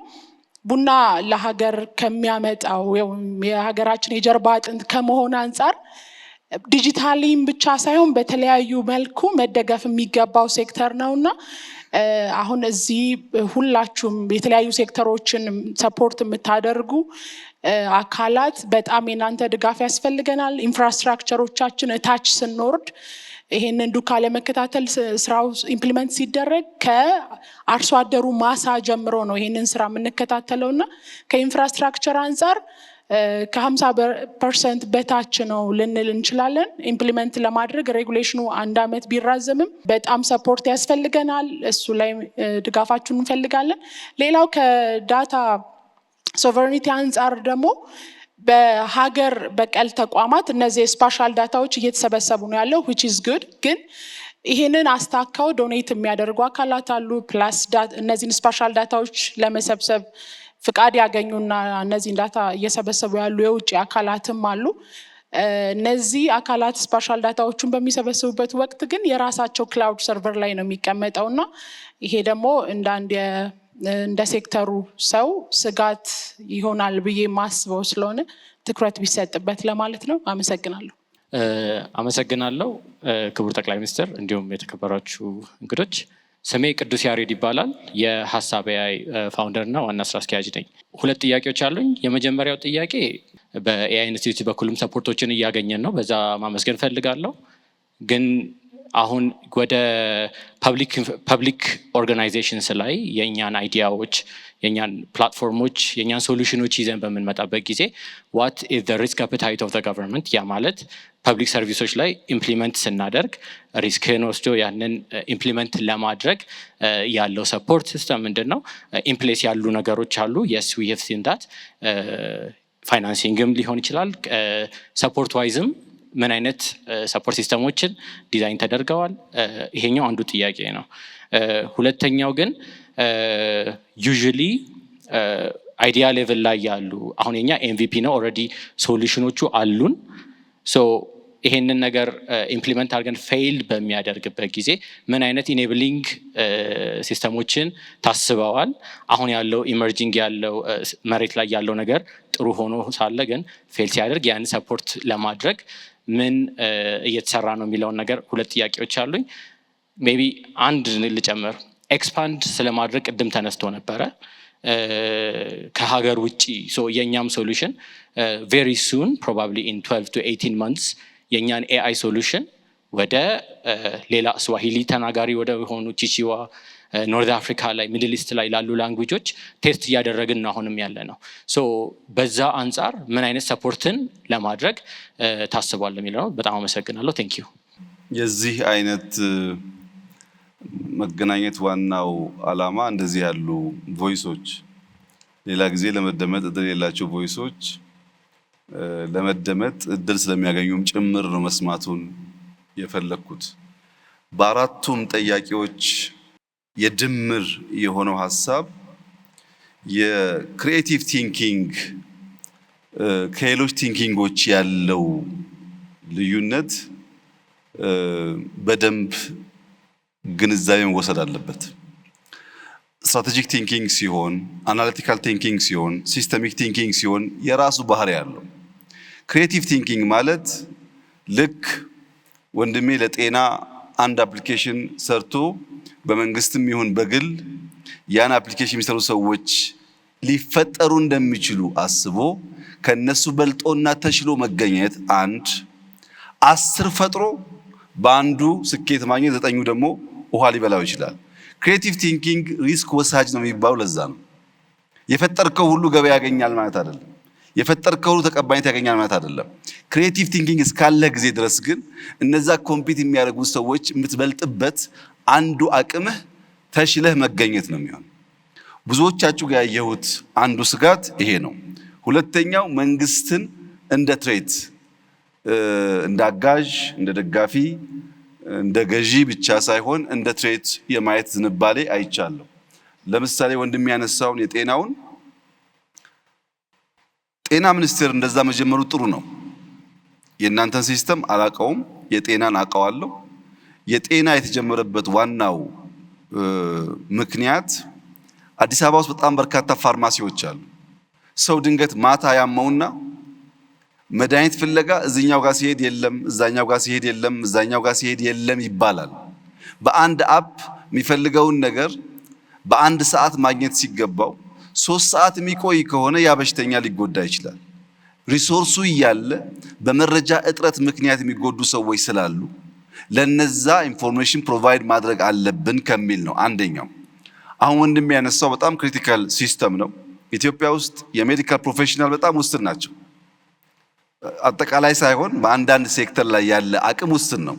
ለምሳሌ በጉሮሮ ላይ ባለ በሽታ 50 ሰው ብቻ ቢኖረን ያ 50 ሰው 50 ወረዳ መሄድ ስለማይችል አንድ ሴንተር ሆኖ ኬዞች ወስዶ ቨርቹዋሊ መድኃኒት አዞ በሺዎች ማዳን ይችላል። በጣም ኢምፖርታንት ሲስተም ነው። የኢትዮጵያ ጋፕ ነው። በቂ ሙያተኛ የለንም። በሲስተም ታግዘን አንዱ ሙያተኛ ለብዙ ሰው እንዲያገለግል ማድረግ የሚያስችል ስለሆነ ወይም በኳንተም ሳይንስ ለምሳሌ 2 ሰው ቢኖረን በእያንዳንዱ ዩኒቨርሲቲ ያም ማስተማር ባንችል ያ 2 ሰው ቨርቹዋሊ በሺህ የሚቆጠር ተማሪ ሊያስተምር ይችላል ማለት ነው። እና እንደዚህ አይነት ሲስተም በጣም አስፈላጊ ናቸው ለኛ። ብዙ ደግሞ አይደለም፣ 2 ብዙ አይደለም፣ 10 15 20 መኖር አለበት። ከዛስ ጊዜው ኮንቨርጀንስ ስለሆነ እነዚያ 2 3 5 ያሉ ተቋማትና ምርቶች ይደራደራሉ እንዴት ኮንቨርጅ አድርገው በጋራ እንደሚሰሩ። አንደኛው በዳሽቦርድ ሌቭል ሲስተም አንድ ዘርግተው ያ ሰው ከፈለገ ወደዚህኛው ካልፈለገ ወደዛኛው እንዲሄድ ማድረግ ይቻላል። ኦር 2ቱ በጋራ ሆነው አንድ ሰርቪስ መስጠት ይችላሉ። ያን ያንተ ሲስተም እና ጤና ያለው ሲስተም በይዘት ምን አይነት መመሳሰል እንዳላቸው አሁን ስለማላቅ ማገናኘትና መደራደር ያስፈልጋል። በእርግጠኝነት ግን ጤና እንደዚህ ያሉ ወጣቶች ሰርተው ሲያመጡ በትብብር አግዞ እንደሚሰራ ጥርጥር የለኝም። ከሌለም የኔ መልእክት እሱ ነው፣ አግዘን መጠቀም አለብን ነው። ሁለተኛው ወጣት ያነሳው የኳንተም ቴክኖሎጂ ጉዳይ እንዳለው ነው። ልክ እንደ ኤአይ የኳንተም ኮምፒውቲንግ አቅም በከፍተኛ ደረጃ ማርሽ ቀያሪ ነው። ለምሳሌ የዛሬ 5 እና 10 ዓመት ታስታውሱ ከሆነ ይሄንን ቤት የሚሞላ ሰርቨር የዳታ ፋርም የሰርቨር ፋርም ብለን የምንገነባው በጣም ሰፊ የዳታ ሴንተር አይታችሁ ከነበረ አሁን ባለው በኤንቪዲያ ቴክኖሎጂ ምናልባት እቺን ቦክስ የሚያክል የዳታ ሴንተር አቅም ያለው ድሮ ቤት የሚያክል የምንገነባበትን ይተካዋል። ሳይዝ ብቻ ግን አይደለም፣ ኮምፒውቲንግ አቅም አደገ ማለት አንድ ሳይንቲስት ለአንድ በሽታ መድኃኒት ለማግኘት ዳታ ሰብስቦ ፓተርን አናላይዝ አድርጎ መድኃኒቱን ለማውጣት ዓመት የሚፈጅበት ከሆነ በኳንተም ኮምፒውቲንግ እና በኤአይ በ5 እና 10 ደቂቃ ያንን አናሊሲስ ይሰራው ይችላል። መድኃኒት ለማግኘት አዳዲስ ነገር ለማግኘት በከፍተኛ ደረጃ የሚያግዝ ነገር ነው። ያ ግን ቅድም እንዳልኩት ከፍተኛ የሃርድዌር ካፓሲቲ ስለሚፈልግ በንድፍ ደረጃ ብቻ ሳይሆን በኢምፕሊሜንቴሽን ደረጃ በኳንተም የሚታገዙ ሲስተሞች ለመፍጠር የዲጂታል 2030 ዋነኛ ዓላማ ቢያንስ ሀገር በቀል ሮቦት፣ ሀገር በቀል ስልክ፣ ሀገር በቀል አይፓድ መፍጠር የሚያስችል የሃርድዌር ማኒፋክቸሪንግ ካፓቢሊቲስ መገንባት ነው። ክላውድ ብቻ ሳይሆን ከሶፍትዌር ወጥተን ሃርድዌር መገንባት ነው። እነዛ የሃርድዌር ሲስተሞቻችን የኮምፒውቲንግ አቅማቸው አድጎ ወንድሜ ወዳሰበው ደረጃ ለማድረስ እሱ እንዳለው የሁላችን ትብብር ያስፈልጋል። ተባብረን ከሰራን ኢትዮጵያን ማሳካት የምንችል ይመስለኛል። ሶስተኛው ከቡና ጋር የተያያዘው ጥያቄ እህት ያነሳችው በጣም ልክ ነው። ቡና አቴንሽን የሚፈልግ ለኢትዮጵያ በጣም ብዙ ሀብት እያመጣ ያለ ምርት ነው። ግን የኢትዮጵያ መንግስት ለቡና ሴክተር አቴንሽን አልሰጠም ወይ የሚል ጥያቄ ደግሞ በጣም ከባድ ጥያቄ ነው የሚሆነው። የዛሬ 5-6 ዓመት ኢትዮጵያ ከቡና ኤክስፖርት የምታገኘው ገንዘብ 700 ምናምን ሺህ ገደማ ዶላር ብቻ ነበር። ዘንድሮ ወደ 2.5 ቢሊዮን ዶላር ደርሰናል። ቡና እንደ ሌላ ጉዳይ አይደለም። ካልተንከባከብን፣ በጥራት ካልለቀምን፣ ካላጠብን፣ በዓለም ገበያ ካልተወዳደርን ከመሬት ተነስቶ 700 ሺህ 2 ቢሊዮን ሊገባ አይችልም። ስራ ይፈልጋል። ባለፉት 6-7 ዓመታት በግሪን ሌጋሲ ብቻ ክሎስ ቱ 9 ቢሊዮን ችግኞች ተክለናል። በዚያ ምክንያት ነው የኢትዮጵያ ኤክስፖርት 3 እጥፍ በላይ ያደገው። ምን እየሆነ ኮንሱም እያደረግን አሁን ዩጋንዳ ብትሄዱ 5% 10% አይሆንም ኮንሰምፕሽን። እኛ ጋር ግን እንደምታውቁት ሁላችንም ቡና እና ውሃ በደንብ ስላለየን ቡና እንደ ውሃ ስለሆነ አንደኛ፣ ሁለተኛ፣ ሶስተኛ ስላለ ከፍተኛ ኮንሰምፕሽን ያለበት ሀገር ነው። ኮንሱም አድርገን 3 እጥፍ የቡና ኤክስፖርት ማደግ ማለት ቀላል ትርጉም የሚሰጠው ጉዳይ አይደለም። ያን በዲጂታል ማገዝ፣ በጥሬው መላክ ብቻ ሳይሆን ቫልዩ አድ ማድረግ፣ እህቴ እንዳለችው ሀሳብ ያላቸው ሰዎች ሲኖሩ ማገዝ በሚመለከት እየተሞከረ ነው። የሚቀር ነገር ካለም መንግስት አበክሮ ይሰራል። የጋራ ጥቅማችን ስለሆነ ቡና ላይ ተሰርቶ በግሉ የሚጠቀም የለም፣ እኛም ተጠቃሚ ነን። በቡና ኤክስፖርት ሲሳተፉ የነበሩ ሰዎች ባለፉት ጥቂት ዓመታት ቡና ልከው ከሚያገኙት ሀብት አብዛኛው የውጭ ምንዛሪ ለነሱ ስለሚሰጣቸው ኢትዮጵያ ውስጥ ካለው የኢንቨስትመንት ሴክተር ሁሉ የተሻለ አዋጭ ማለት እንደዚህ ኤክስፖርት አድርገው ዶላር ካገኙ በኋላ ዶላሩን እንዲጠቀሙበት በሆነ ፐርሰንቴጅ የተፈቀደላቸው ሴክተሮች ናቸው። ከነሱ ውስጥ አንዱ ቡና ነው። ዘንድሮ ብንጀምር ቡና መላክ ብቻ ሳይሆን ቡና መትከል አለባችሁ ዋና ዋና ላኪዎች ብለን ወደ 100,000 ሄክታር ገደማ ቦታ ጠይቀዋል። እኛ ብቻ ሳንሆን ላኪዎችም እንዲሳተፉ ከውጭ የሚመጡም ቡና ገዝተው እንዲሸጡ ሳይሆን ቫልዩ አድ እንዲያደርጉ፣ እነዚህ ጉዳዮች በእኛ በኩል ጥረት እንዳለ ያመላክታሉ። ግን ጥረት ሁልጊዜ ሙሉ ስለማይሆን የሚጎል ነገር ካለ በዚህ አይነት አውድ በሚገኝ መረጃ እየተማርን ምናሻሽለው ይሆናል። የመጨረሻው ጥያቄው ጥሩ ነው፣ ስሙ ግን ችግር አለበት። ቅዱስ ያሬድ ነው ያለው። ነጠብቄ የነበረው ሙዚቃ ፈጥሮ እንደሆነ ብዬ ነበር። እሱ ግን ኤአይ ፈጥሮ ያለው ወደ አፍሪካ ልወጣ ነውና መንግስት ምን ያግዘኛል ነው ያለው።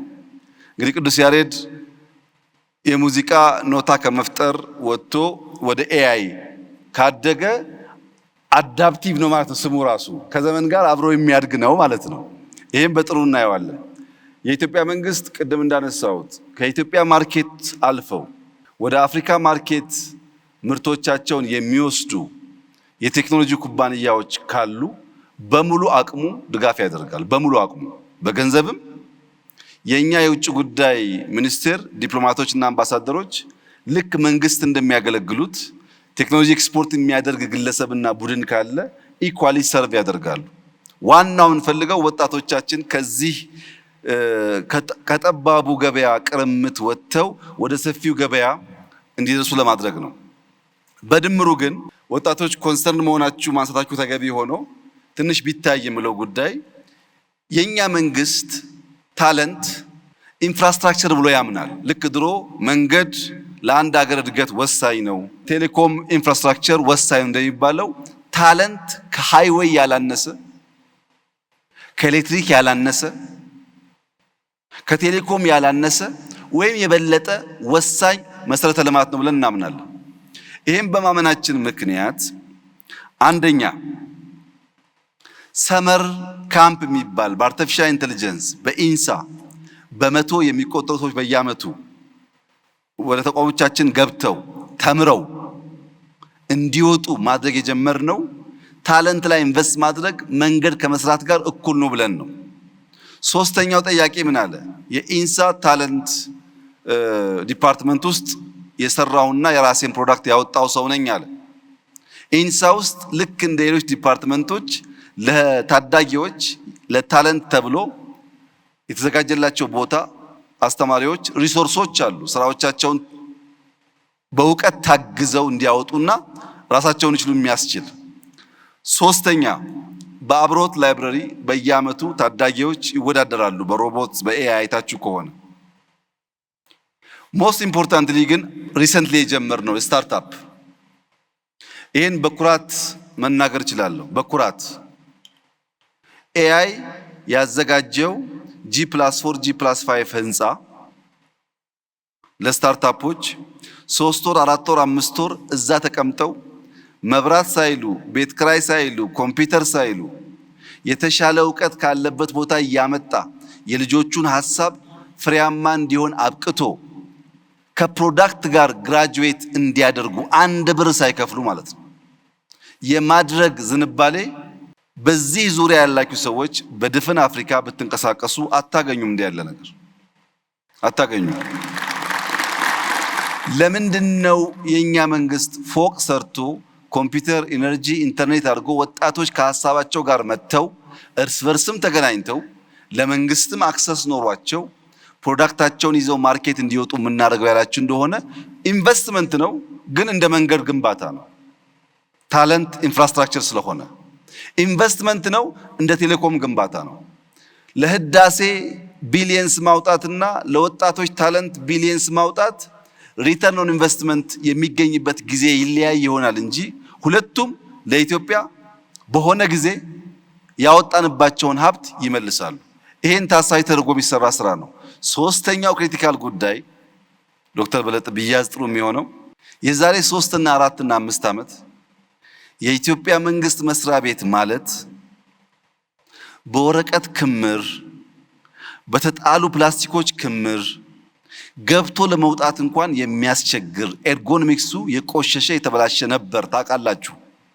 ዛሬ ግን መንግስት የራሱን መስሪያ ቤት ብቻ ሳይሆን ስታርታፕ ብሎ በነፃ ያዘጋጃቸው ቦታዎች በየትኛውም መመዘኛ ሻል ያለ ፕራይቬት ሴክተር ሻል ያለ ኩባንያ ከሚያዘጋጀው የመስሪያ ቦታ ያነሱ አይደሉም። በጥራትም አቬል ሲደረግ ከጥራት ከኳሊቲ ጋር ጭምር ስለሆነ ማለት ነው። እነዚህ ጉዳዮች እንደ ጅምር ሙከራ ቢወሰዱ የሚቀርቡ አሉ። አዎ ሳንድ ቦክስ እኮ ያልነው ለሱ ነው። ሁሉን አውቀን አልጨረስንም። ጥርጣሬው አለ። ተዘግተን የኖርን ማህበረሰቦች ነን። ፕራይቬት ሴክተር ማገዝ ትክክል መሆኑን ገና አላመንም። ሳፋሪኮም እንኳን ሲመጣ ምን ያክል ተጨንቀን ነበር ትዝ ይላችኋል። ገና ነው። እየተማርን እንደ ቅዱስ ያሬድ አዳፕት እያደረግን ከሄድን እናንተ የምታነሳቸው ችግሮች ይፈታሉ የሚል እምነት አለኝ። የመንግስት ኃላፊዎች ግን ከምንሰራው ስራ እኩል ታለንት ላይ ኢንቨስት ማድረግ፣ እነዚህን ትናንሽ ስታርታፖች ወደ ዩኒኮርን እንዲያድጉ ማድረግ፣ ገበያ እንዲያገኙ ማድረግ፣ እንዳይጠፉ ማድረግ ድምር ብቻ ሳይሆን ድርብ ኃላፊነት እንደሆነ ማሰብ ያስፈልጋል። እነሱ ከጠፉ እድገት ስለማይኖር እነሱን የማብቃት የመምራት ጉዳይ የሁላችን ኃላፊነት እንደሆነ ቢታሰብ መልካም ነው ማለት እወዳለሁ። ክቡር ጠቅላይ ሚኒስትር እንግዲህ ከውድ ጊዜው ሰውተው በመካከላችን ተገኝተው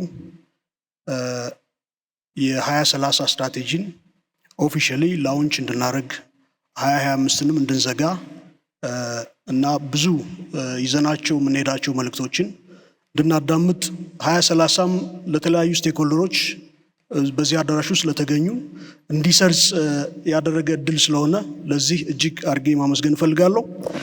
እኔም አንድ ፐርሰናል ኢምፕሬሽኔን ወይም ትዝብቴን በዚሁ መግለጽ እፈልጋለሁ። እንግዲህ የዲጂታል ኢኮኖሚ ሽግግር እንዲሳካ ታለንት ያስፈልጋል፣ የህግ ማዕቀፍና ፖሊሲ ያስፈልጋሉ፣ ኢንፍራስትራክቸር ያስፈልጋል፣ ተቋማት ያስፈልጋሉ። እነዚህ ሁሉ ተሰናስለው ስራ ላይ ሲውሉ የዲጂታል ኢኮኖሚ ግንባታ ይፈጠራል፣ ሽግግርም እውን ይሆናል። ግን ደግሞ አንድ መሰረታዊ ፋክተርም ይኖራል። ክቡር ጠቅላይ ሚኒስትር፣ እኔ አብሬ በቆየሁባቸው በዘለኩባቸው አመታቶች በጣም ኢምፕረስ ካደረገኝ ጉዳይ ውስጥ ለቴክኖሎጂ ያላቸው የቀረበ ቴስት እና ፕሮፊሸንሲ በእርግጥም ኢትዮጵያ ውስጥ የዲጂታል ኢኮኖሚ ሽግግር እንዲሳካ አንድ ልዩነት የሚፈጥር ፋክተር መሆኑን በዚሁ አጋጣሚ መናገር ፈልጋለሁ። ይሄ ትልቅ እድል ነው እና መመስገን ፈልጋለሁ። ይሄን ካልም በኋላ የመጨረሻ እንግዲህ ስንሄድ መልእክት ይዘን መሄድ መቻል አለብን። እንዳልኩት የተለያዩ ባለድርሻ አካላት እዚህ ተሰይመዋል። ሁሉም በየፊናው መልእክቱን ይዞ ሄዶ 2030ን እንዲተገብር ይጠበቃልና የመጨረሻ የመዝጊያ መልእክት እንዲያስተላልፉ ጋብዛለሁ። አመሰግናለሁ። እሺ፣ በጣም ነው የማመሰግነው ዶክተር በለጠ። መጀመሪያ መልእክት ያለኝ ለመንግስት የስራ ኃላፊዎች ነው። የመንግስት የስራ ኃላፊዎች የመደመር መንግስት ሊፈጥር የሚፈልገውን መንግስታዊ ቁመና በጣም ቀለል ባለ መንገድ ተገንዝበን እዚያ ውስጥ ሚናችን የምንጫወት መሆን አለብን።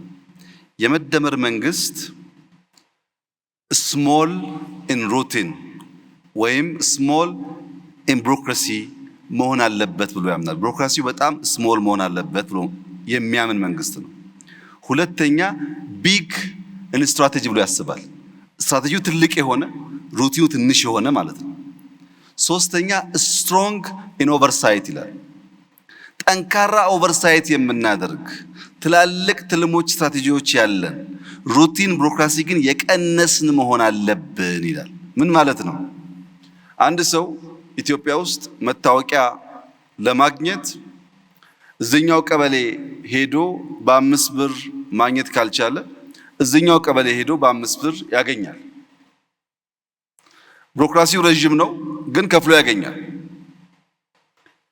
ይሄንን በህገወጥ መንገድ ፎርጅድ ኢሌጋል መታወቂያ ያገኘውን ሰው ግን መንግስት ኦቨርሳይት አድርጎ መያዝ አይችልም።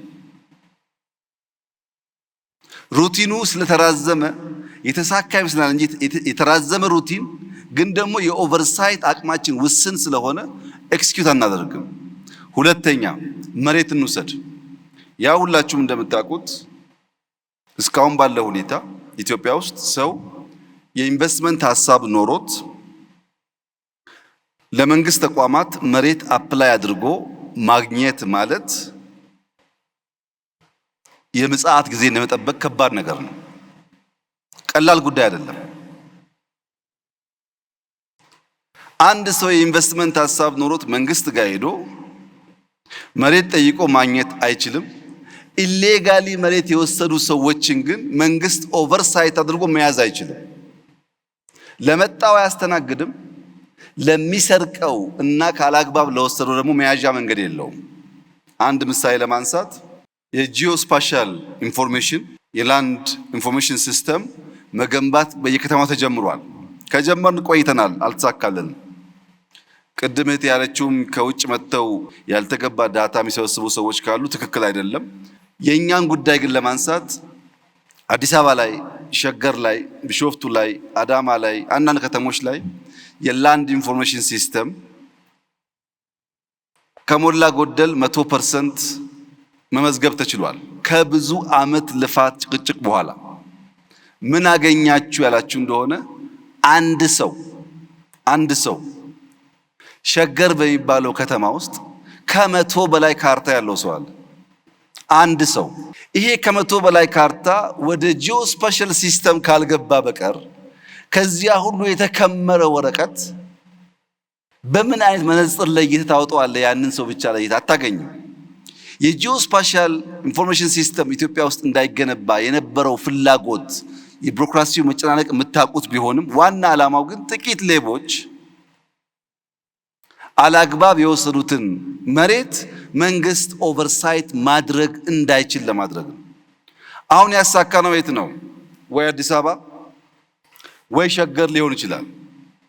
የተሟላ ዳታ ኤክስቼንጅ ከሌለን ይሄ ሸገር ላይ 100 ካርታ ያለው ሰው ቢሾፍቱ 20፣ ጅማ 30፣ ነቀምት 40 ይኖረው ይችላል። ማወቅ አልችልም። ዳታ ኤክስቼንጅ ካልተሟላ በስተቀር በእነዚህ ተቋማት መካከል ማግኘት አይቻልም። እና መንግስት ሩቲን ላይ ሳይሆን ፎከስ ማድረግ ያለበት ኦቨርሳይት ማድረግ ላይ መሆን አለበት። ትላልቅ ስትራቴጂ ያለው ኦቨርሳይት የሚያደርግ ሆኖ ሰው በቀላሉ ለምሳሌ አንድ ሰው አታሎ ፓስፖርት ቢያወጣ የኛ ሩቲን ቀላል በመሆኑ ምክንያት አውቶሜትድ በመሆኑ ምክንያት ሸውዶን ቢወስድ የኦቨርሳይት አቅማችን ጠንካራ ከሆነ ሳምንት አይገለገልበትም፣ እንይዘዋለን። ኦቨርሳይት ጠንካራ ካልሆን ግን ፎርጅዱን ለመከላከል የምንፈጥረው ቢሮክራሲ ስራ ያጓታል እንጂ መንግስትን ውጤታማ አያደርገውም። ሁለተኛ ሊደርሺፕ። እኔና ዶክተር በለጠ የተሰጠን ኃላፊነት ለመወጣት ቢያንስ 3 ነገሮች የምናሟላ መሆን አለብን። አንደኛ ዲጂታሊ መምራት የምናስብ መሆን አለብን። ዲጂታሊ ሳቪ መሆን አለብን። ዲጂታል ደግሞ ሲባል የዛሬ 10 ዓመት የነበረው ዌብሳይት ስታቲክ ነው። ዌብሳይት አለኝና እኔ ዲጂታል ተጠቃሚ ነኝ ማለት አይቻልም። ዳይናሚክ መሆን አለበት። አደባክ ኤአይ መኖር አለበት። ይሄን የሚያስብ መሪ መሆን አለብን። የዳታ ኤክስቼንጅ ኢምፖርታንስ የሚገባን፣ የኤአይ ኢምፖርታንስ የሚገባን፣ ዳይናሚክ የዳታ ሲስተም የሚገባን ቴክኖሎጂን የምንገነዘብና የምንመራ መሪዎች መሆን አለብን። አንደኛው። ሁለተኛው ስቱዋርድሺፕ አቲቲዩድ ቢልድ ማድረግ አለብን። ለምሳሌ ዶክተር በለጠ የሳይንስና ቴክኖሎጂ ሚኒስትር ሆነ እያገለገልክ ያለው እመነኝ እድሜ ልክ አይደለም። በአንድ ወቅት እድል አግኝቼ እኔም እዛ ቦታ ነበርኩኝ። በሌላ ጊዜ እድል ሳጣ ተወስዷል ያ ቦታ። እኔና ሳይንስ ያለን ታሪክ በዚያ በቆየሁበት ዘመን የሰራሁት ስራ ነው እንጂ አሁን መልሼ ላገኘው አልችልም። እያንዳንዱ ኃላፊ የተቀመጠበት ቦታ ጊዜያዊ መሆኑን አውቆ ሲያልፍ እንደሚቀር አውቆ ኃላፊነቱን በብቃት መወጣት ይሁነኝ ብሎ አስቦ ሊሰራበት የሚገባው ጉዳይ ነው። ሶስተኛው ፕራግማቲክ መሆን አለብን።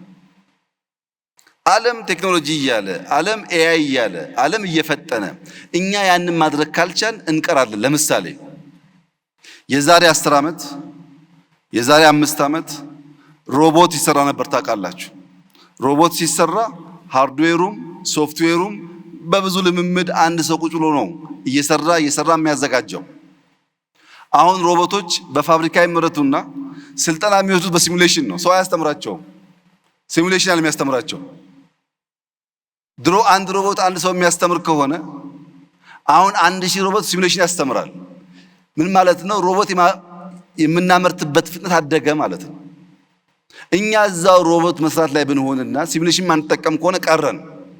ወይም ድሮ ለኮዲንግ ኮሌጅ ገብተን የኮዲንግ ኮርስ ለሴሚስተር ወስደን አሳይመንት ተሰጥቶን ኤቢ ወስደን ፋይናሊ ሶፍትዌር ኢንጂነር እንባላለን። አሁንስ አንተ በቀን 2 ፈንክሽን የምትጽፍ ከሆነ ኤአይ በቀን 20-30 ሲስተም ይጽፍልሃል። ኮደር አያስፈልግም። የሚያስፈልገው ታለንት ነው፣ እንዴት እንደምትጠቀምበት ማወቅ እንጂ ኮድ መጻፍ አይደለም። ፕራግማቲክ ካልሆን አብረን ማደግና መማር ካልቻል ልክ እንደ ኢትዮጵያ ፖለቲካ እዛው 1960ዎች ከቆምን ነገር ይበላሻል። ዓለም ተቀይሯል፣ መቀየር ያስፈልጋል። የዓለም ሳይ ተቀይሯል፣ መቀየር ያስፈልጋል። ፕራግማቲክ መሆን ካልቻል የምናስበውን ነገር በፈለግነው መጠን ልናሳካ አንችልም። መንግስትና ሊደርሺፕ ሶስት ጉዳዮች አላቸው ካልኩ በኋላ እያንዳንዱ ዜጋ፣ እያንዳንዱ ወጣት፣ እያንዳንዱ ሰው ደግሞ መጀመሪያ ቢዩቲፉል የሆነ ማይንድ እንዳለው ማመን አለበት። የኛ ማይንድ ልክ ለእርሻ እንደተዘጋጀ መሬት ነው። ያን ማስተማር ግን የእያንዳንዱን ግለሰብ ፍቃድ ይፈልጋል። እኔ ራሴን ጭንቅላት ለማስተማር ካዘጋጀሁት ባስተማርኩት ልክ ይሰራል። ጭንቅላታችን ማስተማር ካልፈቀድና ካልወደድን ደግሞ ዓለም ሲሄድ እንቀራለን። ያ እንዳይሆን ይሄን ቢዩቲፉል ማይንድ በማስተማር ሁላችን ተባበር፣ በትብብር እንመን፣ በመደበቅ ሳይሆን በመተባበር እንመን።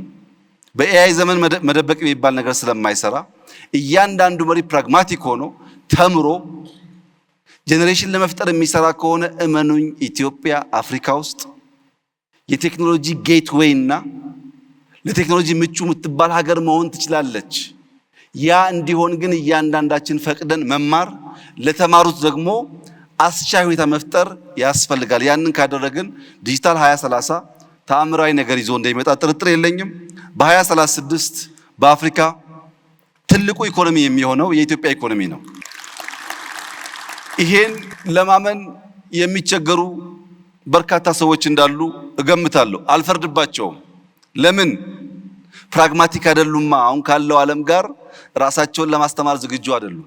ያ ባይሆን ኖሮ ዲጂታል 2025 ስንል ኢሉዥን ነው ያሉ ሰዎች ኢትዮጵያ ውስጥ 55 ሚሊዮን ሰው ቴሌብር ይጠቀማል ሲባል ሲሰሙ በጣም አስደናቂ ነገር ነው።